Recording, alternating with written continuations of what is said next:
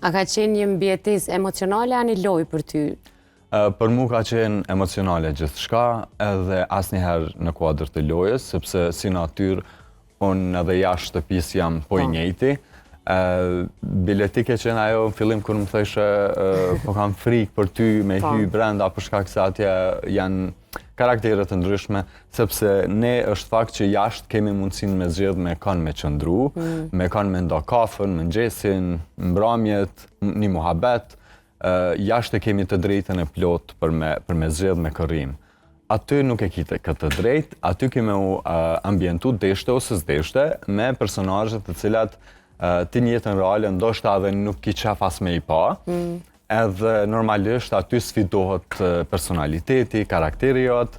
edhe për mu ka qenë kjo pjesa emocionale që kam bizotru, për shkak se në